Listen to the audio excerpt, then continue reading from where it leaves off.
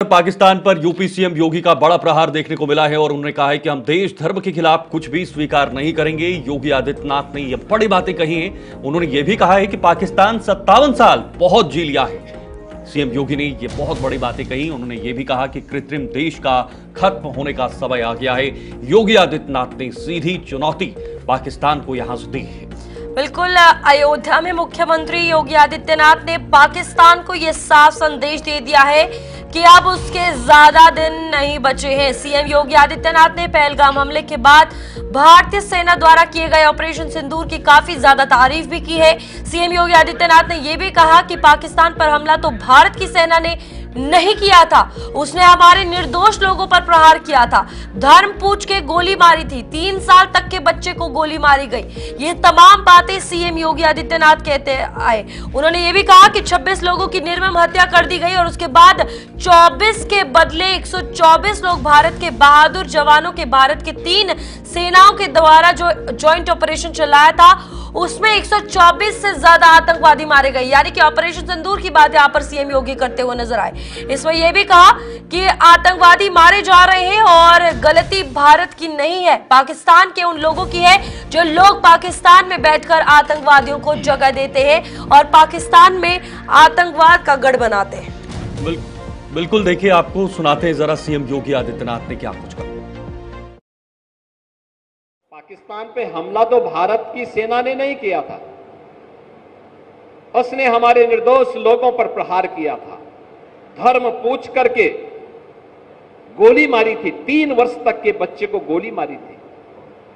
कानपुर के शुभम द्विवेदी को मात्र 2 महीने पहले शादी हुई थी उस युवा की, उसकी पत्नी के सामने गोली मार दी गई। 26 ऐसे लोगों की निर्मम हत्या कर दी गई और उसके बाद 24 के बदले 124 लोग भारत के बहादुर जवानों के, भारत के तीनों सेनाओं के द्वारा संयुक्त रूप से की गई कार्रवाई में इतने 124 से अधिक आतंकवादी मारे जा रहे हैं। तो गलती भारत की नहीं, पाकिस्तान के उन लोगों की है जो लोग पाकिस्तान में बैठ करके आतंकवादियों को प्रश्रय दे रहे हैं, आतंकवाद को पनपा रहे हैं। और ये आतंकवाद में विश्वास के साथ कहता हूं, ये पाकिस्तान को ही ले डूबेगा एक दिन। अब ज्यादा दिन नहीं रहे पाकिस्तान के पास। वैसे भी हमारे एक पूज्य संत ने घोषणा की थी कि पाकिस्तान तो ये भविष्यवाणी है, पाकिस्तान का आध्यात्मिक जगत में कोई अस्तित्व नहीं है। और याद रखना, जिसका अपना वास्तविक अस्तित्व न हो तो वह कृत्रिम होता है, और कृत्रिम कोई भी चीज होगी उसकी एक निश्चित लाइफ होगी, उससे ज्यादा नहीं। 75 वर्ष बहुत जी लिया पाकिस्तान, अब उसका समय आ गया है, वो अपने ही कृत्यों से अब अपनी सजा पा रहा है। लेकिन आज भारत के बहादुर जवान जिस मजबूती के साथ पाकिस्तान को उसका जवाब दे रहे हैं, हर भारतवासी को अपनी सेना की यूनिफॉर्म पर, रक्षा बलों के अपने बलों पर के जवानों पर गौरव की अनुभूति करनी चाहिए। आज बहनों और भाइयों, ऐसे ही अयोध्या का एक लाल